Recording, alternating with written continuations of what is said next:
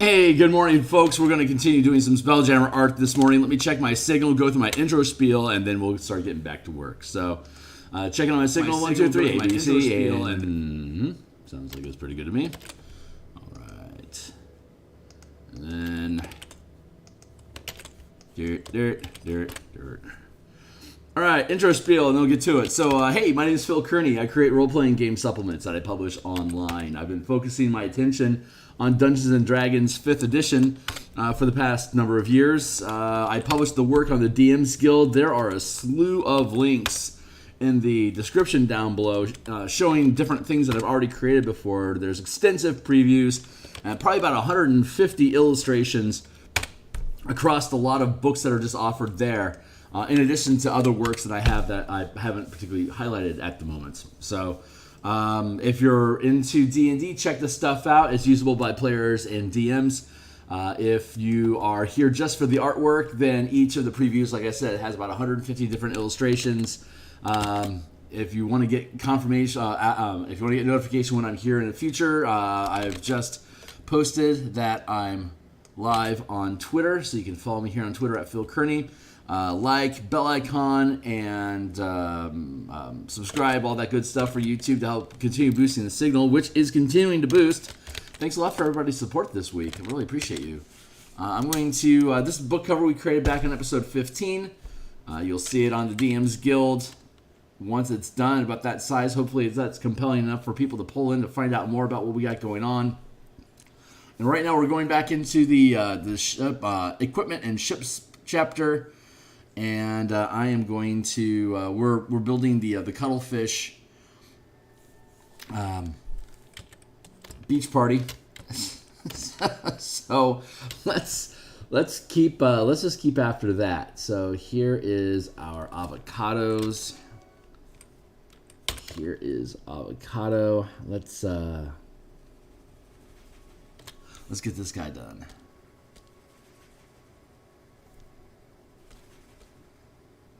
Wedge, back.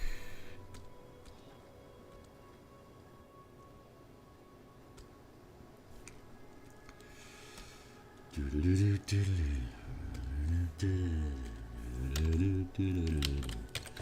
grab that color there.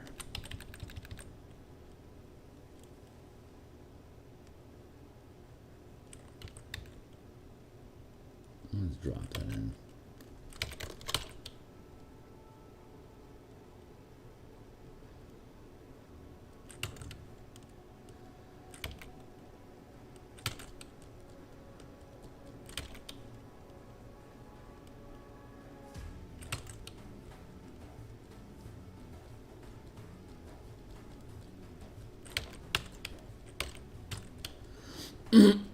Oh yeah, I got. My timer is already set. Cool. So I'm a little late this morning. But we've still got about 80 minutes that we can play. I'm here 6 days a week, typically for about 2 hours in the morning, like this. On Mondays and Thursday evenings, like today, I'll be on this evening in about 12, 13 hours. To work on Eberron character tokens and map production for the Eberron adventure that we have. On Saturday, we do commission and private work, or like personal projects, art projects. So this week we are building paintbrushes in Photoshop that I can use to reproduce Bob Ross style wet on wet landscape techniques, and then demonstrating how to do so. So it's sort of a learn-along that we have going on Saturday right now. And then we're looking at possibly doing another commission. And then, so that will probably be month's end that we start firing up the commission. Once we lock down all the specifics. So we're here 6 days a week. We stream 9 times for at least an hour or two a piece. Oh yeah, on Tuesday we do the Martial Powers project. The next mechanical book after the Spelljammer project is the Martial Powers, which grants barbarians, fighters, monks, rogues, rangers, and paladins. A alternate magic spell list that are added to each subclass, and creates a mana system to fuel spells for every all of those classes. So that is absolutely the wrong tool. This is the one I wanted. I must be tired. So if any of that stuff sounds interesting to you, like, subscribe, tag along. Love to have you. The Martial Powers playtest content is available for free on my Patreon at Phil Kearney. If you are in support of the channel, but not so much in support of D&D products, then you could consider throwing a couple bucks at me on Patreon every month as a sign of support. We'll figure out how we can start building stock art onto the Patreon page to reward people that are subscribing in to gain value. I would very much like to have that done by, say, let's set New Year as a goal for me to have an active stock art marketplace on my Patreon for folks to start helping me build momentum towards. So I'd like to be doing Kickstarters in 2025 to start pre-funding these projects instead of me having to build them out like this and then ask if you'll support its post-production with money. I would so much rather just get the money up front for people that believe in the project, and then have people that want to show up on YouTube and see how things are coming along because they're actually invested in it. So, not saying that folks that show up here aren't invested, because emotions are everything. But boy, I'd love to be doing this. I would love to be logging in for 8 hours a day to produce this stuff with you on stream, than 2 hours because I have to go to a day job. Boy, oh boy, isn't that every artist's dream, right? To have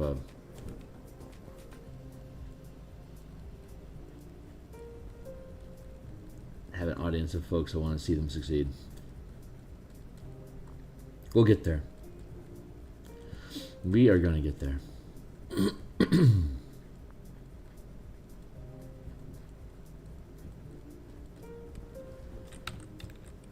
There we go.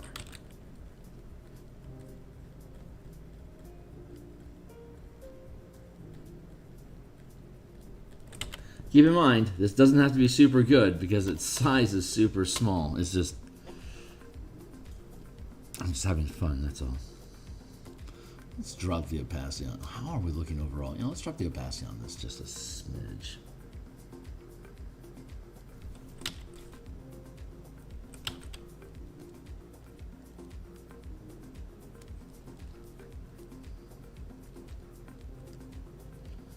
See that thing that blend in just a little bit.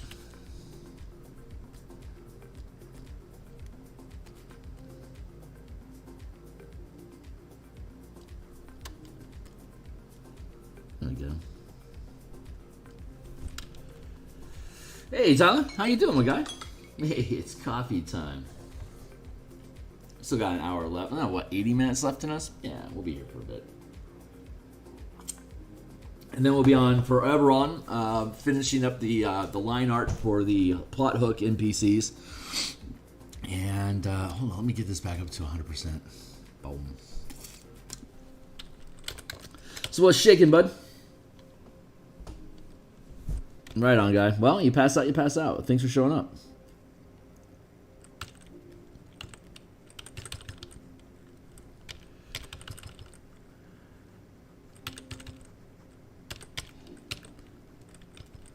I am really jazzing on the idea that these cuttlefish fighter craft are just baby versions of the nautiloid.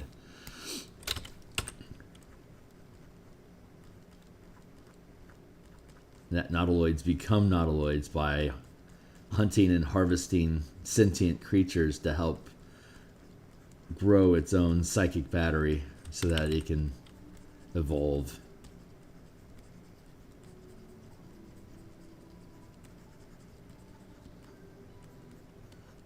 That just seems like a fun thing to do.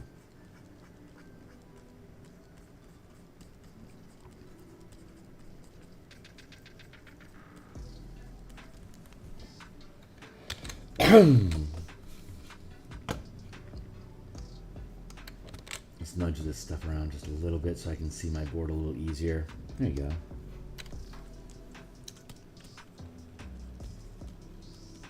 So what's the talk?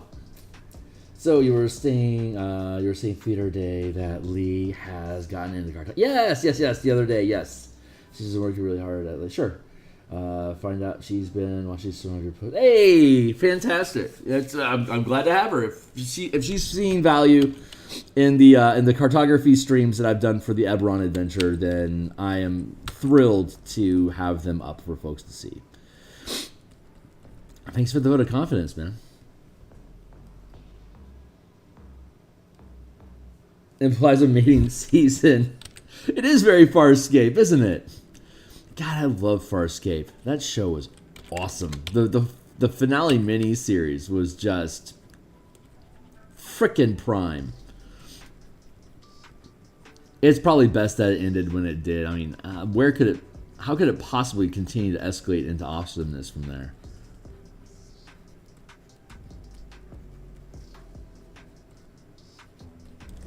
As much as I hate sci-fi killing its darlings so quickly, so often, that and Fox killing Firefly.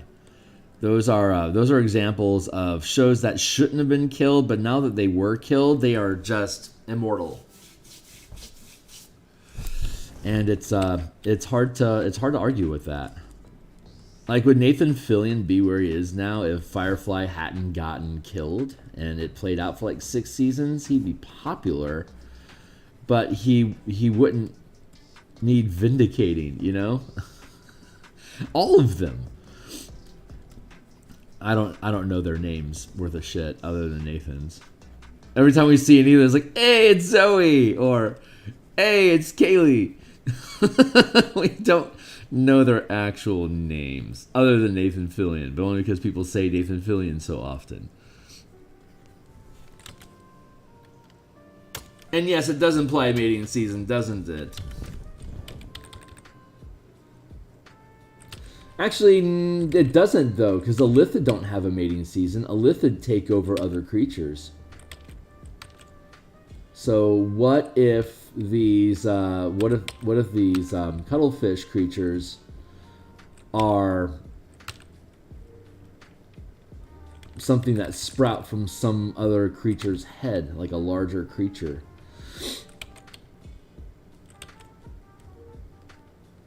What if these are mutated Kandori or Scavers?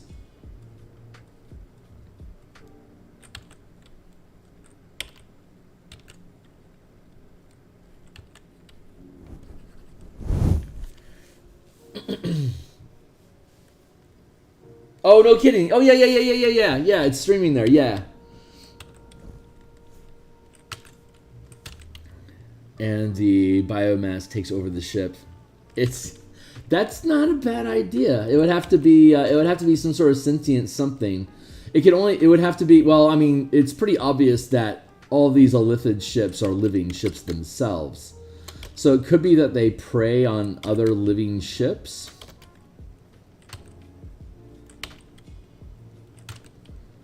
There's no actual. So okay, so the actual living ship that's in the Spelljammer box set, that is a Treant that has chosen to grow itself out into a wooden ship. And using my rules, the Treant would be the default pilot. But once it has, I have to fix my chair. But once there's a Spelljamming helm that's grown into the frame of the ship, the Treant can bond with that and then empower the ship with, you know, a sentience, its own sentience, so it can gain Spelljammer speeds and Spelljammer yada yada yada. But that's a plant. I don't know. Would it be would it be appropriate for an Illithid, these Cuttlefish Illithids to attack and overpower the Treants? I'm not against, because the efficiency of plants in space can be really, really good if you lean into the unnatural anatomy concept of, or the unusual nature. That's it. The terminology is unusual nature. I always get that wrong. The unusual nature of spacefaring creatures like Kandori and stuff. They don't need to breathe. But Treants, I don't know.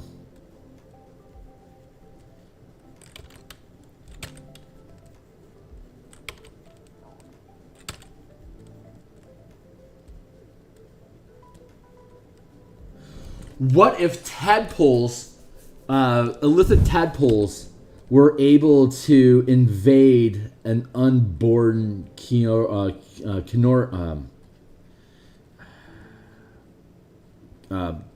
egg?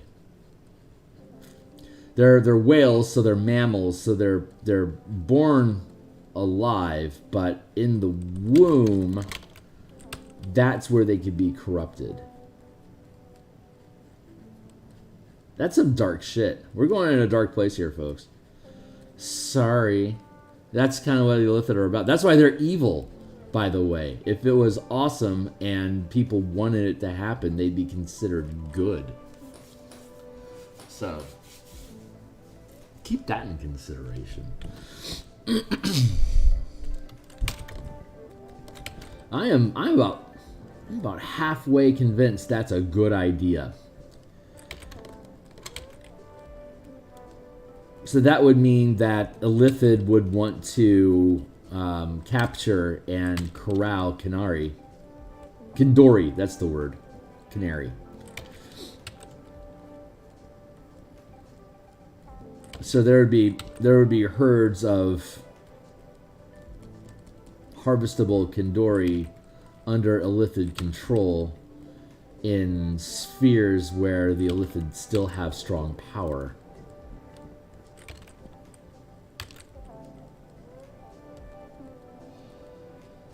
And if the Illithid Empire has fallen, as is the canon lore of the Illithid, then their ability to create new ships is hampered, which means there wouldn't be a lot, like the cuttlefish that survive would naturally evolve into the nautiloid ships, which means that you're not going to be seeing a lot of cuttlefish fighter craft unless there is a strong Illithid community capable of producing and defending them until they're strong enough to be able to defend the fleet. I think there's something to that. I see more text. Hold on.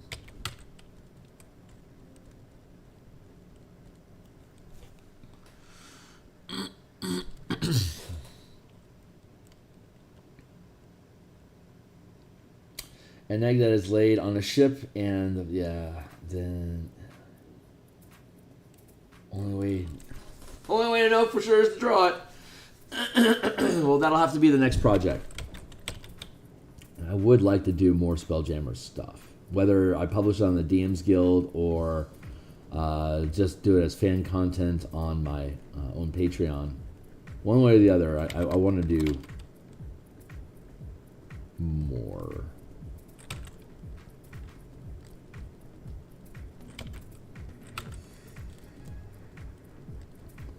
The color mana system is the only thing that I've done that I've really allocated significant time towards expanding, and I just want to do I want to do more expansion work instead of just moving from piece to piece. And honestly, this 6E pause between me figuring out where I want to go and what do I want to do next might actually be a great opportunity for me to take that pause. Why are we having a problem here, little fish? Because my brush isn't 100%. Thank you. That fixes so many questions.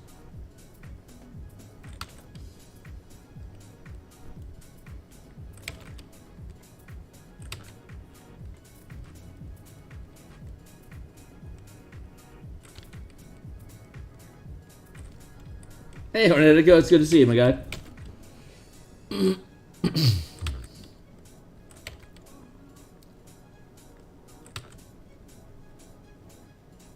I can have a dead whale over here.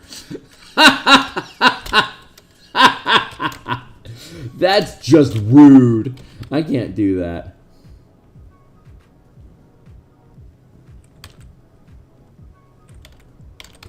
Something that's universally hated is whaling. I can't. I mean, it's on brand for Lithid, but I don't think I'm okay with depicting that offhand right now.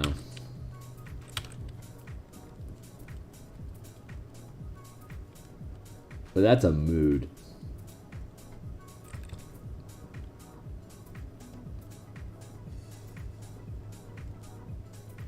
Not some shock jock.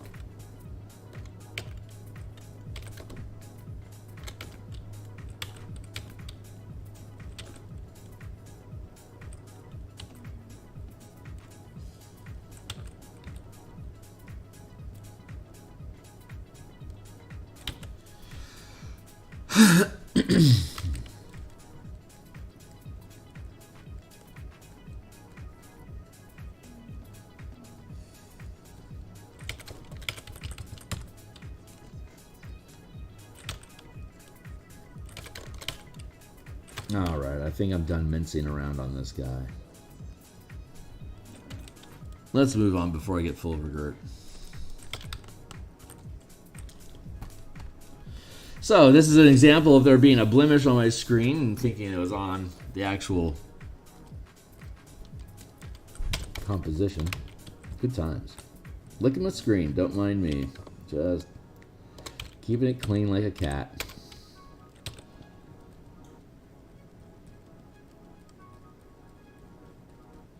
I am really looking forward to Saturday. I want to continue with that Bob Ross brush set.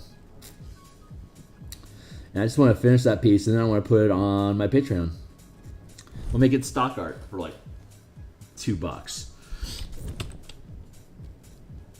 So we'll do a full page Bob Ross painting, and then we'll just offer it to anybody that's a $2 Patreon supporter. If you're not into Bob Ross landscape art, fine, but you'll get the brush set for free.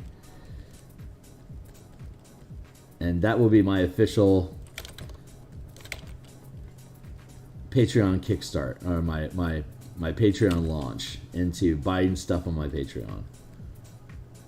I'm half tempted to lock down my Saturday stream to only be doing Bob Ross and post a new landscape painting each month on the Patreon channel. That would limit my ability to do commissions in general, and it would tie down Saturday as a possible. The word I'm looking for is playtest day.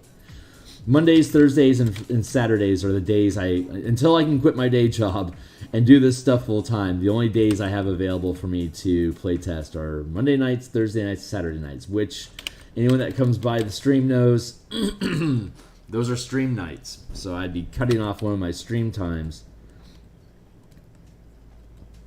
to fire up another playtest, and I really want to do some playtesting. So it's a necessary evil. I just don't know. I don't know how to build from there. You know what? I'm just gonna finish mincing on this guy, because ultimately what we're gonna end up doing is dropping it down to like about 80% opacity to let some of this atmospheric disturbance cut down on how bright it is. So we have a massive fade back here. I want less fade here, like 85% should be fine. There. 85% there, and then we'll have 100% opacity strength here. It's not the strongest composition, but it's just spot art, man. Some of it's gonna be fucking awesome, some of it's gonna be so-so. That's just how back cuddle. That's just how it is. That's how life works. Welcome to the big city. I feel bad about that. I want all my compositions to be fucking awesome, but just sometimes that's just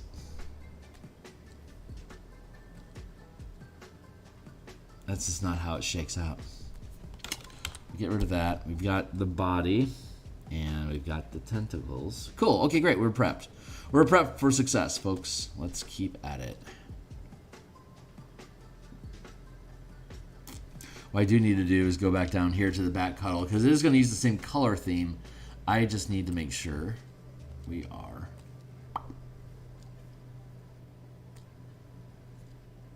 I can just steal colors from this cuttlefish and drop it onto this one.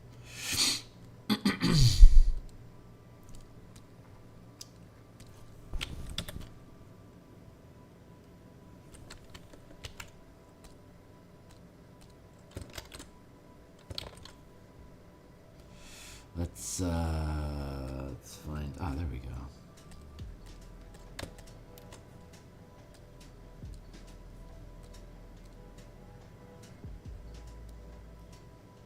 Boop, boop. Tentacles? Boop. What's we got going on here? We got some line art. We got some.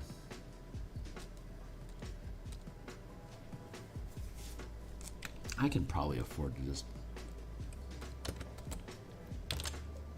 merge those down.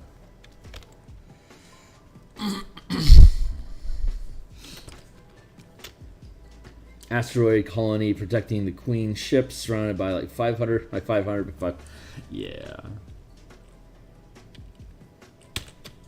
Yeah, that's the kind of stuff that we'd put together.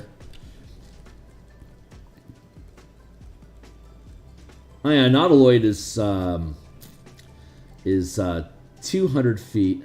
Yeah, it's a 200-foot ship. But yeah, a single jamming helm can push up to 500 feet worth of vessels. So there could be like an Elder Brain ship that fills the 500-foot scale. I also want to do the Elven Armada Monarch Butterfly, which is a 500-foot carrier ship too. So there would be the Illithid. I also want to do a Skro Mammoth. Skro Mammoths are fucking badass, but they aren't in Spelljammer's Adventures in Space, which means I get to make them as big as I want, which, of course, 500 is the top end of size in jamming helms. So, naturally, I want to do a 500-foot Mammoth ship. So, an Armada, Monarch, we'll just call it a Monarch for copyright purposes, I guess.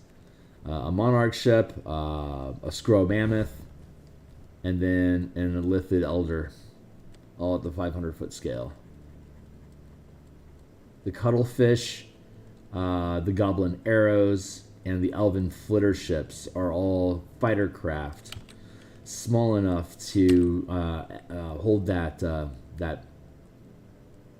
role in a starfight.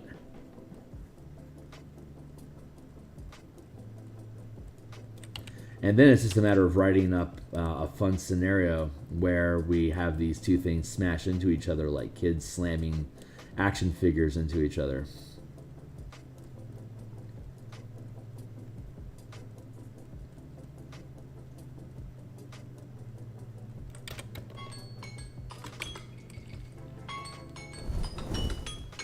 $20-minute timer, time to take a sip.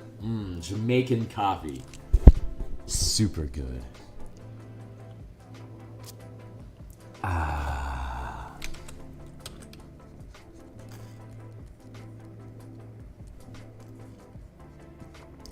Once the Martial Powers book is unlocked, we can then curve back over to here and build spelljamming powers.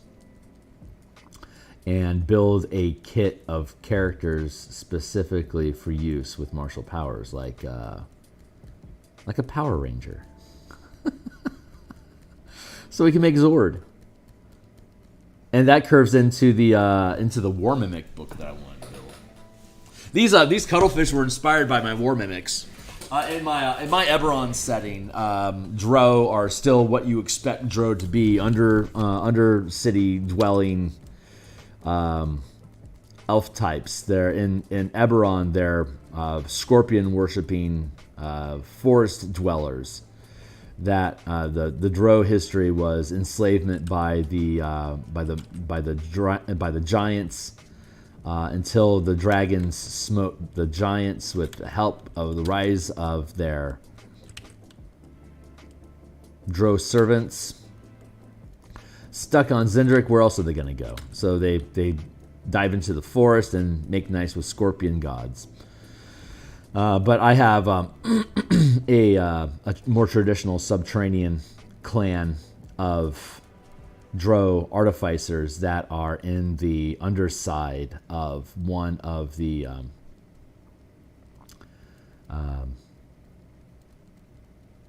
asteroid landmasses. The Thrain, Aundair, and yeah, it's Thrain and Aundair.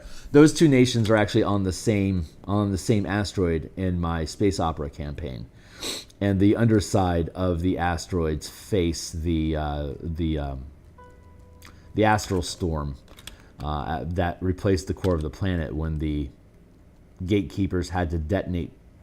So the story here is that when the Quarry Nightmare realm co-terminated with Eberron, the only solution that the gatekeepers could come up with that would prevent the Quarry from pulling Eberron back into the realm of nightmares with it and thus destroying the entire future of that planet was to detonate the core so that the planet would shunt out of alignment and thus close the gate with Quarry and reset the timeline for when, or reset how long it would take for that plane to ever co-terminate with Eberron again. So the unfortunate effects of the side effect of doing that was the planet shifted and the cores detonated, so the surface mantle crust of the planet is shattered, and that leaves all of the sentient creatures to evolve on separate asteroids like Galapagos Island. So the sentient races all attained means of being able to fly from one asteroid to another and continue just to get better and better at doing so over generations. So the gnomes and the humans excelled at creating aircraft, which led to the Spelljammer mechanics that we have for the Eberron campaign. And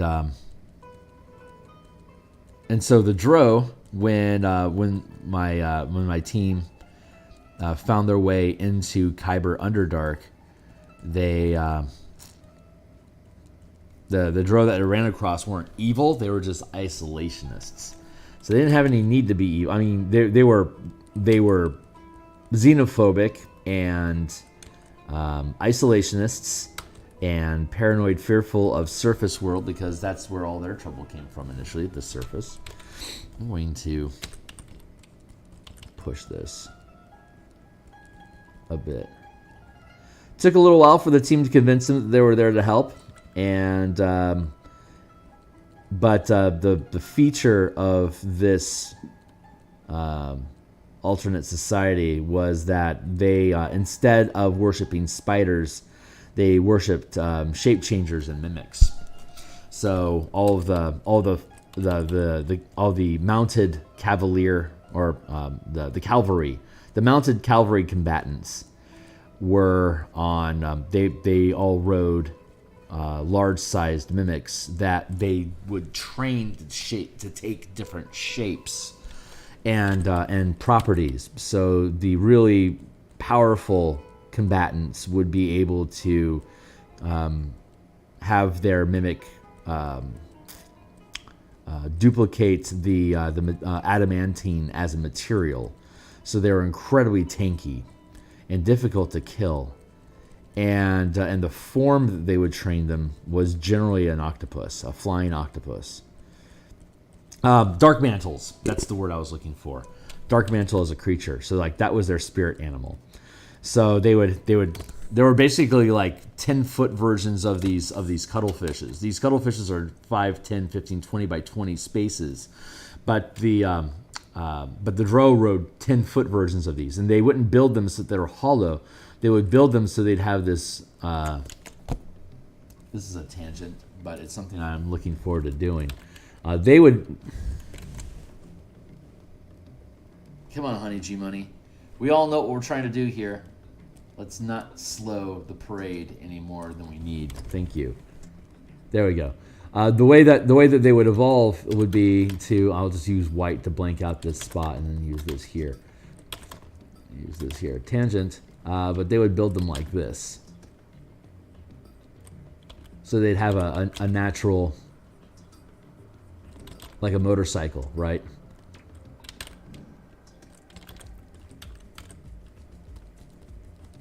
And then your character would sit here, and then you have your lance. And then you'd have this mimic behind you. That you're basically riding a 10-foot mimic. So it'd be able to cuttlefish and grab things. But the supplement, the idea for the supplement is to make this like an alternate Drake Warden sort of affair. But the list of powers that your ranger would gain, the 16 that you could choose from or whatever, but you'd have your kit of 10 powers that you learn, right, at third, fifth, 9th, 13th, 17th, like we've been doing in the Martial Power Project on Tuesday. They would have a set of powers, but those powers aren't something that the ranger uses. The ranger blows his mana to empower the mimic to like grow in size or extend its reach or to maintain flight, to heal itself, to be able to swallow and start dissolving a single target of medium size or smaller in this abdomen area. Like just a kit of different things that it could do that would then be able to coincide with the 3rd, 7th, 10th, 14th level features that you get as a Drake Warden. It would be things that would lean into the powers that they have. So like that's like maybe like a 5 or 6 page tear out as like a separate piece that blends both the fightercraft mechanics that we have here in the Spelljammer book as like a mounted cavalry option and the martial power system that we're using where every character gets a pocket of mana that they can spend on whatever they want. And that's my war mimic idea. So do with that what you will. That's something that I plan on doing after this is done. Originally, I was thinking about putting it on the DMsGuild, but if all of these core books are on the DMsGuild, you can go look at the preview of these books on the DMsGuild. Like if I wanted to do a mana mechanics book like that, we could, for instance, we could go to, click on more. Point Warlocks, color mana system. So we can go to our color mana system, and like if I wanted to do a book of Dimir, for instance, I could reference you to this book here, and then look at the full size preview. I'll update this when 1D&D comes out, and then we'll start doing that stuff probably. But this is a 75-page preview. So all the rough information that you need about color mana is in this book, and once the Martial Powers book gets released, it'll be added to this bundle. So like the Knights and Tricksters book that we have, using color mana for Arcane Tricksters and Eldritch Knights and using alternate magic system, is listed in here. So we'd be able, and this is a 20-page tear out. So I'd be able to do something like the Martial Powers book's going to end up being 40 pages-ish, probably 45. But we'll just be able to drop it into this bundle as added value for everyone that's been, these are almost all gold sales. So once we update these for 1D&D and add the martial power system, we'll have a robust color or elemental magic system that any character, all 13 classes, would be able to use for their mana source and whichever power paradigm you want to have in your campaign. All that stuff is here, and it's 100% preview here on DMsGuild, which is perfectly street legal. I can then dive into separate individual concepts using this as free anchor material that you can purchase to support overall if you want. But then we go over to Patreon, and I can start posting little tear-out pieces like this. If I can build enough momentum in a community of people that are interested in this crap, then I can export myself away from the DMsGuild and just start building through Patreon directly. And start curving all these different books together. Because it would be clumsy to have the color mana system and the Spelljammer system and the things that we build from Spelljammer and the martial power system into separate ideas, to bundle those all together into like a $60 bundle. Like, who the fuck would buy that? But if you geek out on this kind of crap, maybe it'd be worth to spend $2 or $3 on my Patreon a month to get hold of whatever new tools I'm building, you know? That's some of the thought process I'm going through right now. But there's obviously a ton of really, really cool stuff that can be built using these different systems together. Which is kind of, I've been kind of thinking about Lancer, because I don't know if Lancer uses resources that same way, but that mecha combat, fast action, fighter ship vibe is something that I want. And it works well in Spelljammer, but if I were to build a third-party space opera campaign setting using like community community content licensing off of the 5e engine in general, now Starfinder is getting the second edition, but that's another DMsGuild circumstance. I understand. I hear that they're going to be restricting how flexible the Infinite license is. If it remains loose and open so that I would be able to do Kickstarter campaigns and then place the end product on Infinite, then I would be potentially compelled to start creating content for Starfinder. I'm not proficient in that system, but all the mechanics and concepts of scaling and stuff that I use would work in any game system. It's D20 is just where I like to play the most. So, ideas there. There's also me just creating a generic 5th edition space opera role-playing game that uses all these mechanics together that can then extrapolate out to other game systems, which is a viable option, but a lot of work as well. So I honestly don't know what the right move is. I don't have to make that. I just enjoy geeking out about the idea of it right now, because I don't have to actually take action on it yet, because we're in the middle of making this book. And we still have the Eberron book to build after that. But, God, my big dreams before WotC started shooting itself in the face as a hobby, it was, my thought was get the Spelljammer book out and then start working on my Eberron space opera setting. I've already gotten approval from the DMsGuild that if I wanted to do a space opera campaign themed around Eberron, as long as I'm not creating new gods and I'm keeping the same basic locations that are in the setting, I can create new maps using this asteroid style of environment, and then do like a little like an ecology guide of like the Empire of Thrain, for instance. Like what do we know about Thrain from Eberron, and how can we update that to be a more official project?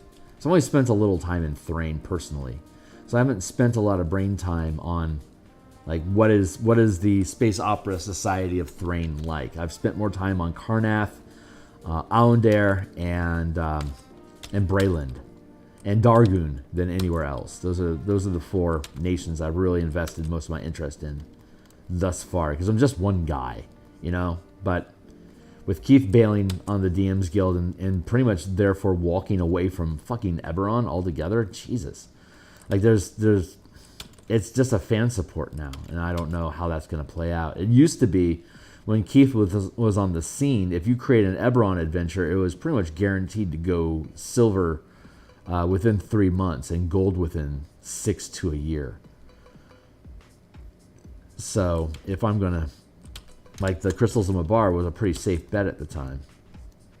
And of course, everything I do takes for freaking ever, so I get to see how the role-playing game geopolitical front changes faster than I'm able to produce books. So I'm always behind trend, which is another reason why I need to move into Kickstarter, so I can set my own timeline on my own IP that folks would be patient to receive, because they know it's a standalone that, well, anyway, geek out, blah, blah, blah, blah, blah. We all know that the end goal here is that if I'm building entire books here on stream right now, it means pretty much guaranteed that as long as I've got the fuel, I can produce anything else that's funded. So this is a confidence builder for any future KS projects. Sponsors. But getting back to it, I need to do playtesting. I want to do martial power playtesting. I've been using at my home table, but we're all 19th level, so like I need low level playtesting content. I haven't had enough time. I figure if it works at high levels, then I can curve it down to low levels, but I need to make sure that the limit of battery supply that you have at those lower levels makes it fun. I mean, it lines up on math because it's outpacing the Battle Master.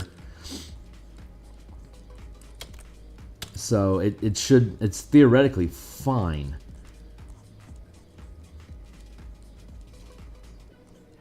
But that's what we do here is we test shit because we walk the walk. So we can afford to talk.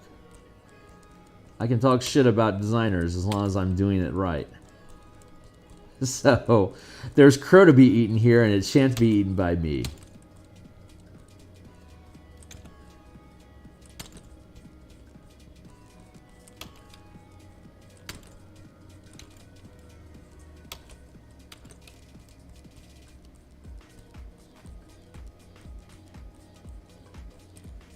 I've apparently got my bitch on this morning. Don't mind me, folks.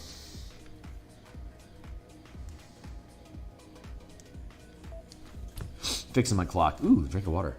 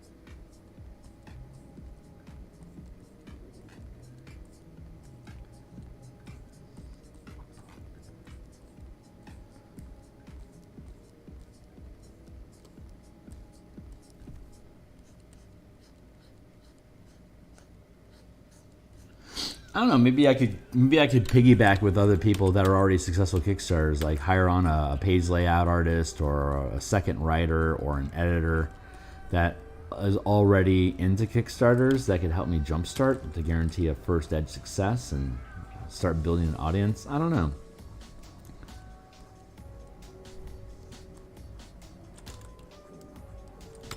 I think I have a good enough reputation in the community that I could score people like that.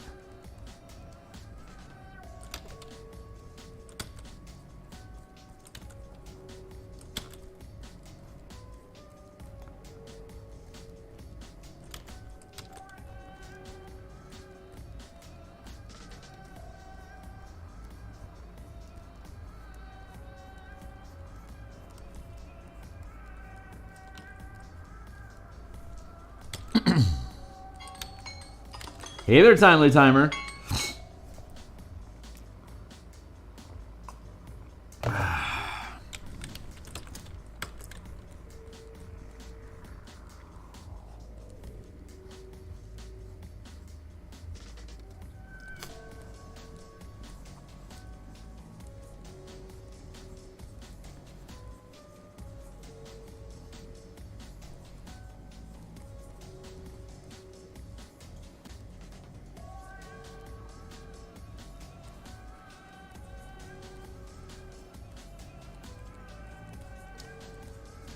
The Mammoth is going to be a fun build.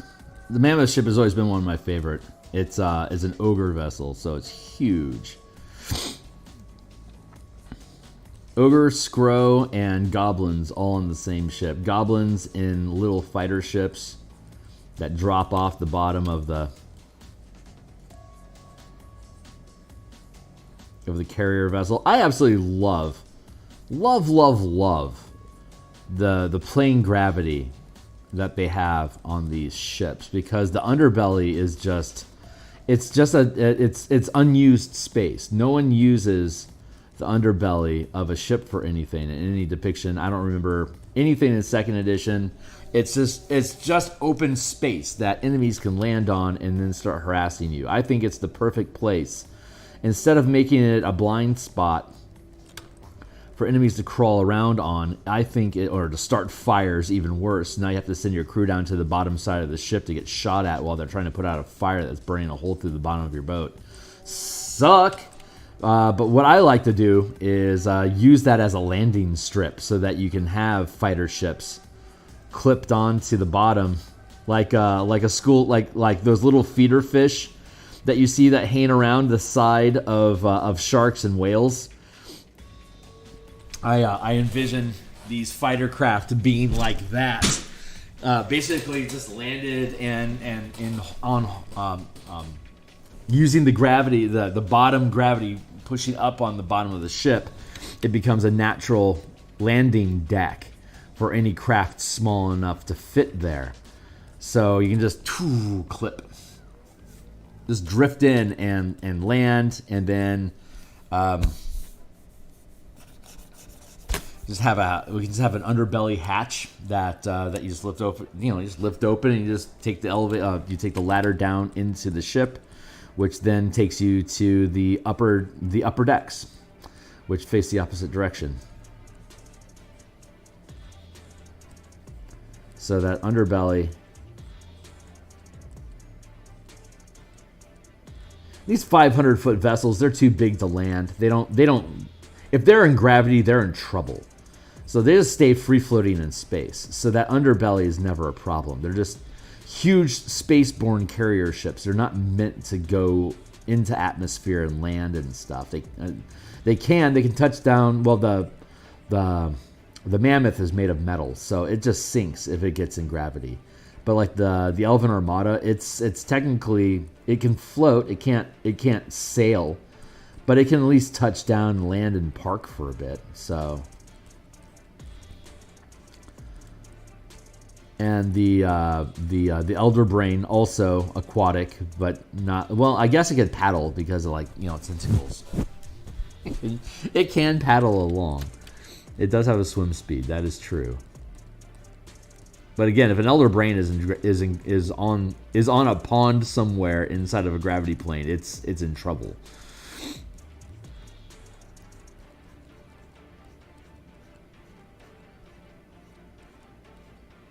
And it's so big, it's really difficult for smaller craft to try to smaller ships to try to come along and scuttle its gravity plane. It's just too big for that.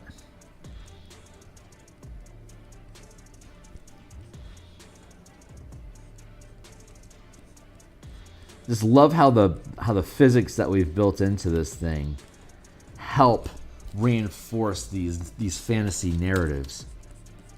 Like, when you build a product that has sufficient mechanics and rules for a DM to be able to just make consistent, sensible rulings that they can go into and reference, define, like, how should I make this ruling, and then find something that provides evidence for how to, like, why would you decide A versus B? We're dealing in hypotheticals here, so I'm just dealing in pronouns instead of absolutes. Like here's an example. We have collision mechanics that are charted out for basically scaling out how falling damage works for things that are larger than 20 feet.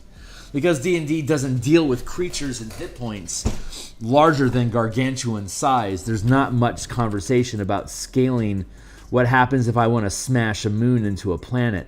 What's it gonna take to do that? We have mechanics for how long it would take for the moon to actually collide with the planet, like momentum style. How much damage would be taken by the moon versus the planet that it collides with. If they have different types of atmosphere, how long would it take for the planet to corrupt the atmosphere of the moon, or would the moon be capable of corrupting the atmosphere of the planet that it smashes into? And what kind of size and effects would the debris field have between those two objects smashing into each other? So we can do all of that, which means that we could hypothetically have an adventure where you grab a moon and throw it into your enemy's planet and destroy its entire world, Doom Space style. We actually have the mechanics for that up to objects in 1 million miles in size. So, like, how big do you need your fantasy to be? We built the rules for that. That stuff didn't exist inside the DMG or any other book. So we had to build scaling mechanics that make sense for massive object collisions, which immediately means, well, how, we have towing capacities that we provided for fleets of ships and individuals. So, like, how many ships do you need to be able to move that moon? Well, maybe you don't need to move the moon. Maybe what you actually need to do is move an asteroid large enough to damage the moon so that the moon falls out of its natural orbit so that it will smash into the planet. So you don't actually have to move the planet to smash into the moon. You just need a timeline in your campaign that allows you to smash the moon with an asteroid so that the moon can just naturally drift in and destroy its world. Kill shot. 6 months in the making. That becomes actually a pretty compelling timeline for a Save the World campaign, kind of like Lattice of Axis. Like, what if instead they had dropped the plants onto an orbiting moon around, like onto Saloon, for instance, destroys Saloon, and the fragments of Saloon are now going to collide with Faerun. They harvested Saloon for its magical properties to sustain the Star of Xeraxis. And the unfortunate side effects of that is now there are planet-killing sized rocks off of Saloon smashing into the realms. So now you have two campaigns. You have let's go punch the space elves in the face for doing that to Saloon in the first place, the Lattice of Xeraxis campaign we have. And now we have an alternate timeline campaign where the quest is to prevent these massive asteroids from destroying the planet. Or chunks of the rock are hitting the planet. What are we going to do about it? And every one of them smashes into the planet is full of beholders and gibbering mouthers and steropers as an invading alien force falling out of these asteroids a la Starship Troopers.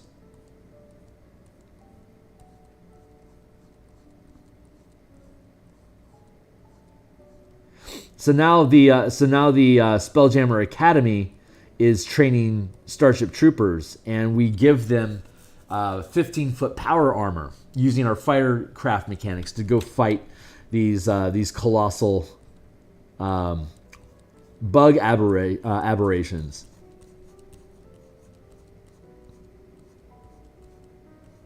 Because the Sword Coast just got whacked, Johnny. The only good bug is a dead bug.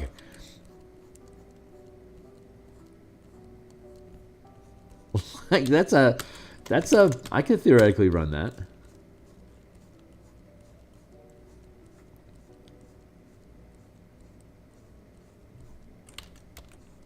We can make them ape shaped. Give them the ape power armor. Oh my god, the Starship Troopers, the mecha in Starship Troopers was amazing. That was like Heinlein was the godfather of mecha. Starship Troopers came out before there was anything going on. As far as I understand, and I'm happy to eat crow on this, but as I understand, Heinlein came out with the Space Apes mecha suit before anime in Japan happened. So Heinlein is technically the godfather of Gundam.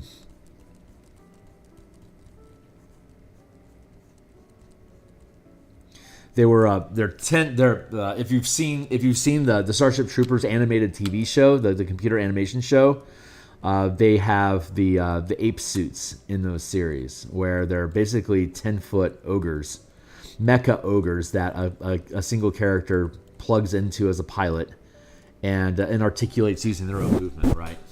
And they use their chin to toggle different switches to like turn on communications, tracking systems, targeting systems.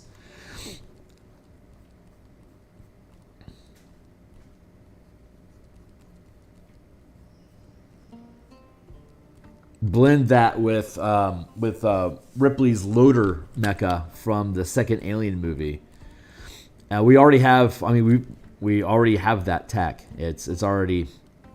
You can already extrapolate it from this supplement, but the first supplement I'm torn. Do I want to do living ships, creating sidekicks of ships that you awaken so that they become your allies, and help explain how nautiloids work and how living ships work as allies themselves without having NPCs piloting? Or do I want to prioritize mecha scaling so that we can actually build Gundam mecha suits and extrapolate from that fighter craft? I think, honestly, the fighter craft book is probably more valuable mechanically.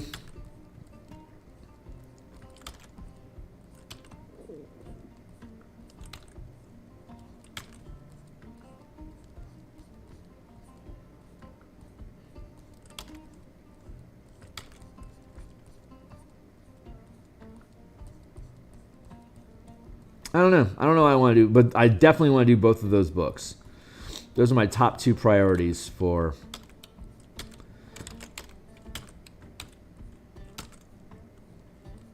post-production.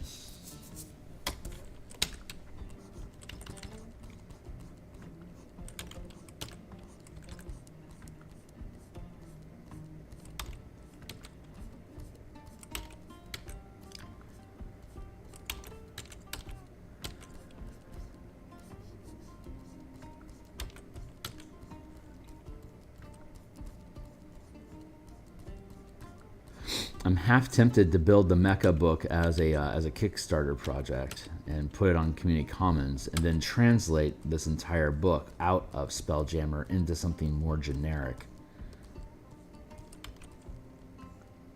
to lean into the mecha.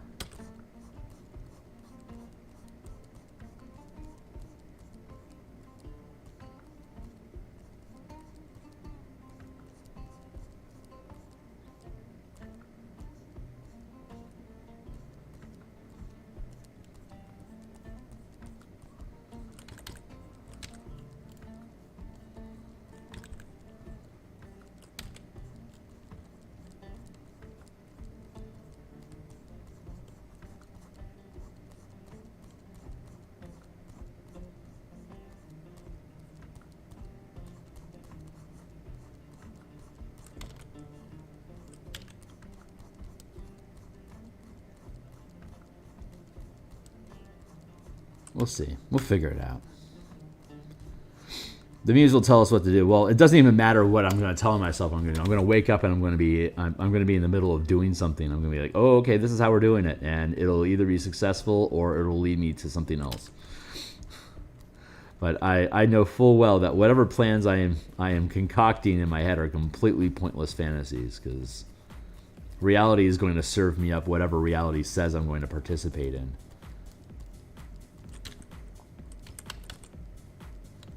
Inspiration is just an idea of how you're going to feel during the process. It doesn't tell you specifically what's going to happen. You can't predict the future because you don't know what variables need to go into. And reality doesn't care about cause-effect. Reality cares about serving you up emotional experiences that allows you to observe how you treat yourself. And it's all done through your electrical nervous system. That's what emotions are. It's different frequencies of signature, of feeling things happening to you, physically happening to your body, emotionally happening to you through relationships, but they're designed to trigger emotional responses. That is the popcorn shrimp of the afterlife. If you'll allow me to go on a random tangent here real quick. What time is it? 7:30. I got time for a rant. So the idea here is whether it's a hyperdimensional creature like aliens existing in the fifth dimension, or it is literally heaven. with harpy, angels, etc. It doesn't matter. Regardless, in the fifth dimension, you can't appreciate emotions. There is one philosophy that humanity alters itself with DNA so much that it severs its emotional connection to its higher purpose, and it becomes a lost child trapped inside of its own genetic dead end. And that is thus these aliens are projecting themselves from a higher dimensional future into our present reality as a means of being able to piggyback genetically inside the DNA to experience what it means to have emotions. That's one take. That's the aliens, the future. Humanity fucks up their future so bad they have to go back in time to remember how it feels to be betrayed, or to stub your toe and the anger that you feel from it. If you're a disconnected creature that has no emotional presence and you stub your toe, you'll acknowledge the pain and you might squeal in outragedness, but there's no anger. There's no emotional response to back up the physicality of it, and it makes your life meaningless. On that same token, if in fact heaven is real and we are, as the Kabbalah would say, projecting ourselves down into lower realms of reality to learn life lessons to become better citizens of God, then they also have an emotional issue, because they can perceive all reality at once, and it really is perfection. And as we know, if you've seen The Good Place, perfection is boring. Having instant gratification, all your needs met, infinite pleasure is overrated, as the Max would say. If you're a fan of the Max, you know what I mean. So in that sense, these hyperdimensional gods have forgotten what it means to appreciate anything, because everything is so easy. They've lost perspective. And so they have the opportunity to create humanity as an opportunity to piggyback inside their experiences to relearn empathy. Because when everything is meaningless, then it's hard to appreciate others. Even if your edict from God is to love others, you don't have a sense of perspective. So for angels to get back on track, the Nephilim project doesn't work. You can't just breed with these creatures and gain empathy for the creatures that you bear, because you don't have an emotional connection to them. You can't sustain emotions, because emotions is a chemical response to stimulus in your environment that has a frequency that can be felt like radio waves being sent out of our atmosphere into space. Emotions they emit radiation through reality. You can feel someone who is angry. You can feel the static coming off of them because the signal is dirty. It's a nasty signal. And people that are excited and happy, you can resonate with that signal because it brings joy to you, because it's being transmitted. So in these higher dimensions, they can catch the signal. They just don't know how to create it. So they have to piggyback into this reality to be able to feel and remember what those emotions are.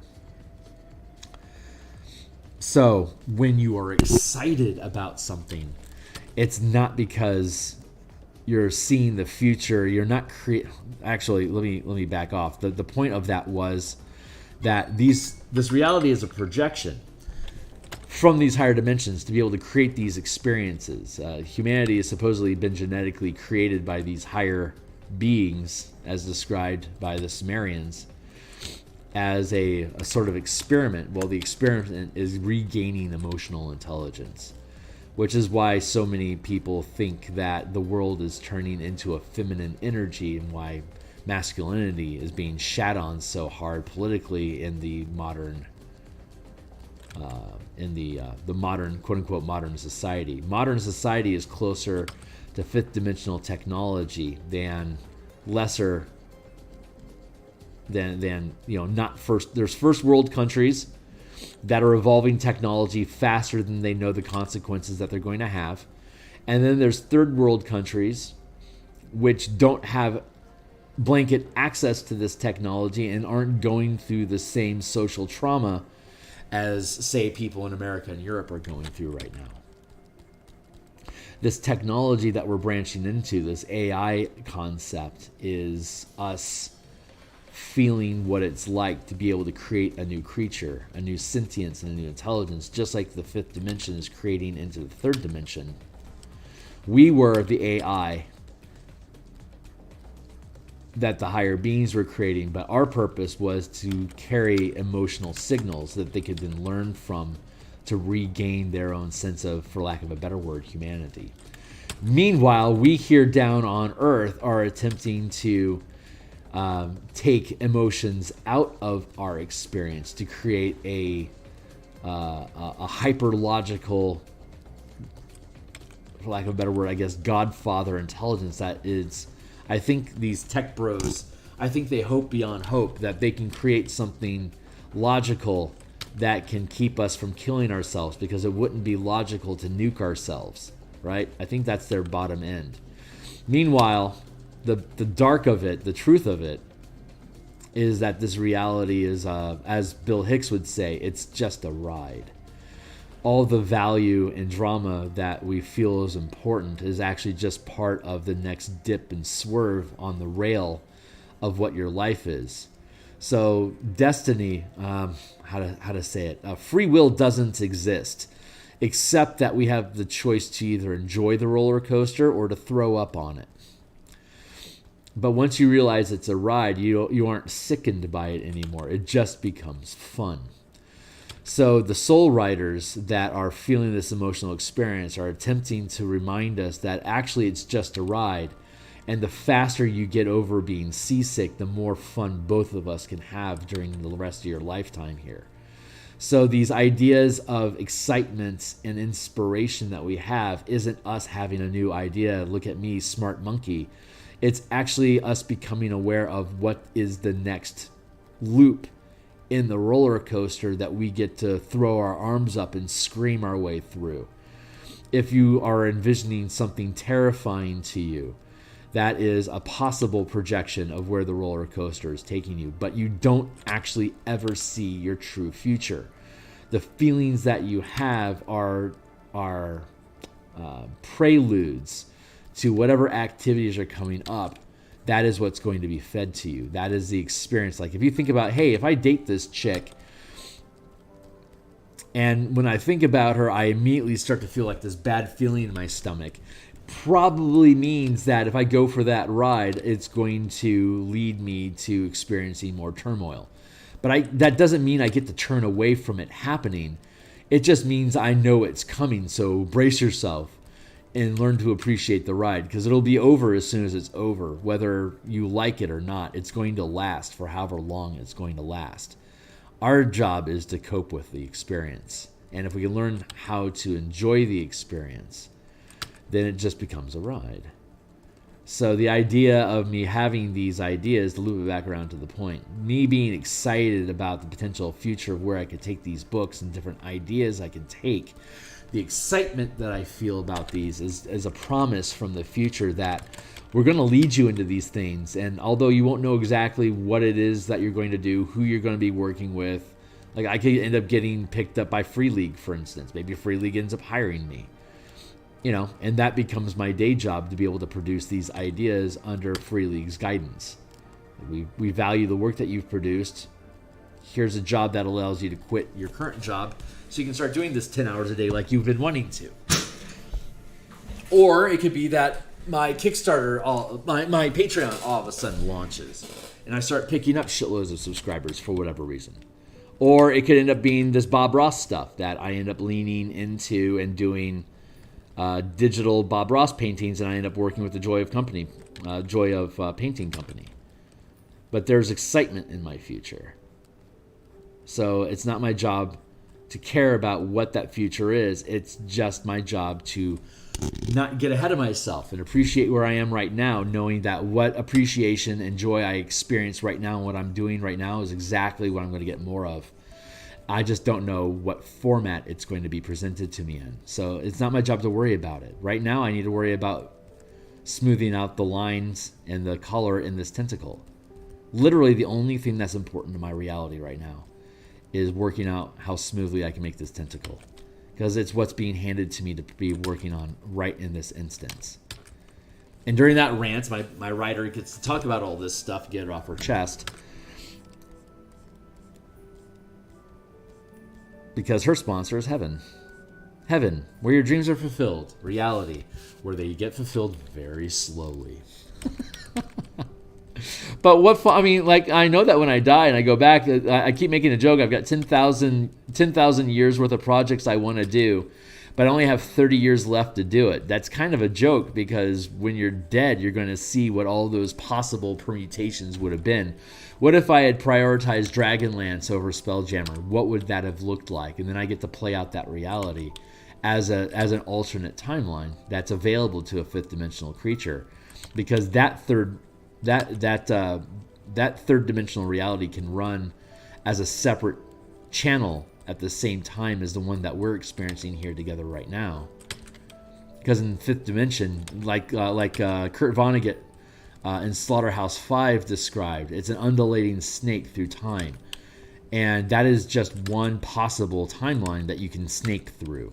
But the fifth dimensional creatures that architected this whole construct in the first place, they see all those realities at once.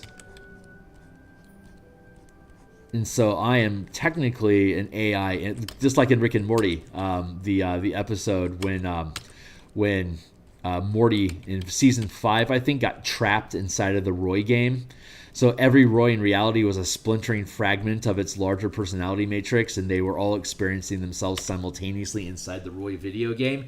That is another extrapolation of what reality is in this fifth dimensional paradigm. So there's a shitload. I love, if you've seen The Good Place, you know it.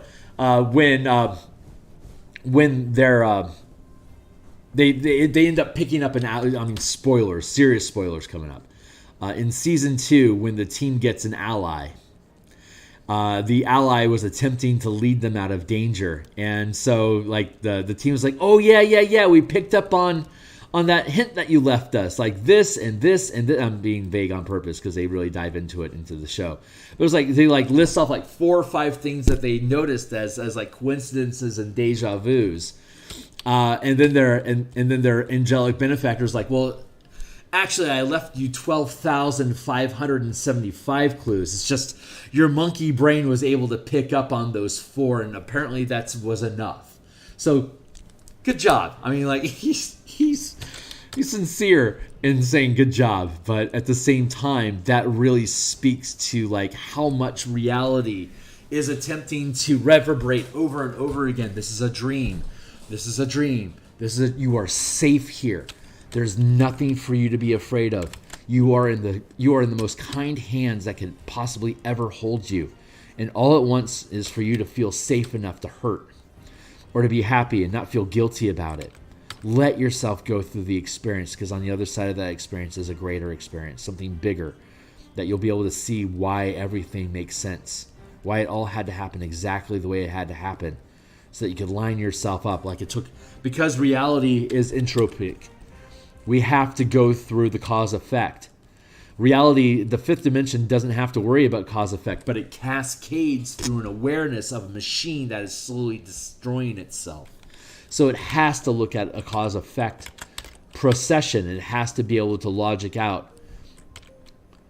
Like, if the fifth dimension is randomly rolling encounters that you're going to have every day, the DM as the overlord engine that is maintaining and buffering reality for us in this third dimensional space, it is constantly creating a cause-effect matrix that technically doesn't matter. Like, it is going to say, like, you're going to win the lottery today. And they literally didn't, like, they knew you were going to have experiences, but there was a random table of miraculous growth of abundance. Like, that's the thing that's slotted for you on the 11th of August 2023. But there's a random table of what those things could be, like find the love of your life, win the lottery, get a job that doubles your income. Like, you've got this abundance equation that's going to drop in, and there's a random table of what those events would be. And so the DM that's running your complex right now It's like, oh, we're going to have abundance, and I just rolled a lottery. Okay, so I'm going to somehow orchestrate an event that has you picking up a lottery ticket that justifies you winning the lottery, because you have to have a lottery ticket to win. But it's easy for us just to have you randomly find a lottery ticket, or for some stupid reason, you're inspired to play the lottery this week. Oh my God, I just won $10 million. I can't believe that happened. I just followed my gut and it led me to this amazing experience. How many times in your life has that happened? The more on board you get with this emotional experience and this roller coaster ride, you'll see it happens more and more often. I've spoken about how when I was in the flow, how I would get an impulse to just walk out the door, and I would end up in a neighborhood I've never been before 5 miles away. And it turns out one of my friends moved into an apartment there recently, and 15 of my friends are there having a party. And it's just, you know, they just didn't think to call me. And instead of me being angry about why didn't you guys call me about this, it's like, yeah, this, instead it's like, oh my God, I found you guys. And they're all like, Phil, how did you find us? It's not like they're hiding from me. It's like, oh my God, Phil showed up. What up? And then I hang out and get drunk with them for the rest of the night. And it's fun. It's like, I'm not angry that I wasn't invited. It's just, I didn't need to be invited.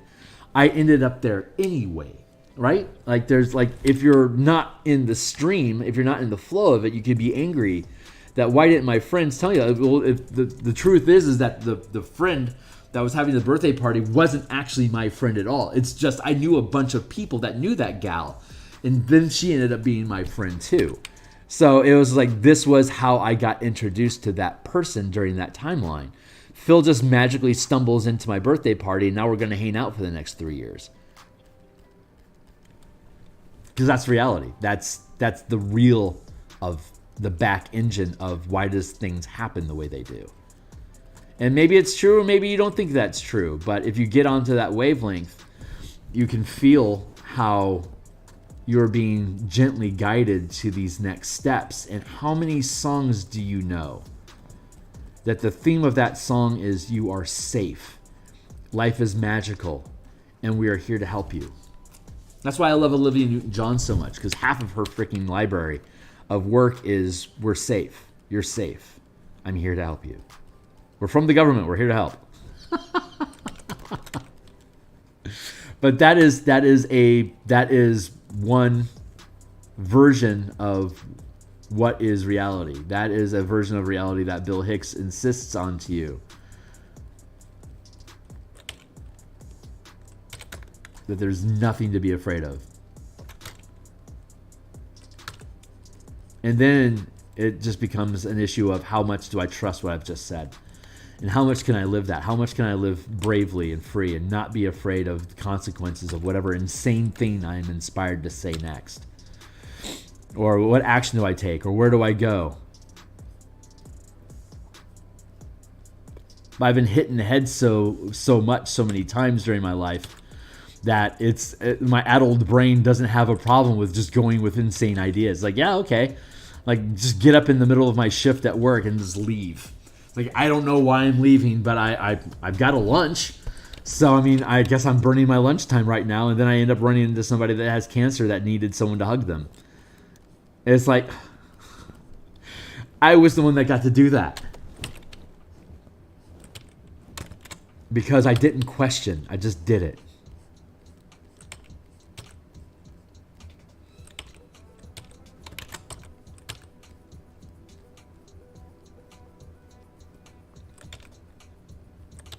Anyway, my day is about done here. Yeah, it's 7:52, so my clock is probably going to go off here in a minute or two, which is going to end my day.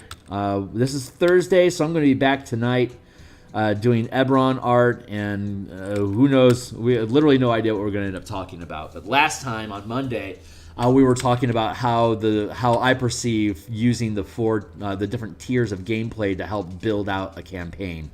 I don't know if I'm going to have a talking point tonight or not. I hope that I do, because I loved having that. But I don't know the work process and the flow of it happening. So if I end up stumbling into an essay conversation, then I'm looking forward to having that. If we just end up talking yakety smackety, so be it. But I'll be back in about 11 hours to do the Everon stream, and then we'll be back again tomorrow morning to do more Spelljammer art, and I may just be done with this piece. I may finish this piece tonight off stream. I'm not sure, but I'm feeling good momentum with this project. And as much as I want it to be done as fast as I can, the whole point of me doing it was to stream and do artwork and talk about stuff. That's what the Muse wanted to do. She is using this as a vehicle to share truth, as I understand them, as I'm capable of perceiving them. So, like, subscribe, hit the bell icon. Follow me on Twitter at Phil Kearney. I always post when I go live there, and occasionally I post artwork. My Patreon is Phil Kearney as well. The Saturday project we're working on for the Bob Ross digital painting that we're demonstrating. The brush set from that and the actual final painting will both be on the Patreon. The brush set will be free. The landscape that we end up painting will be stock art that we make available for anyone at the $2 tier.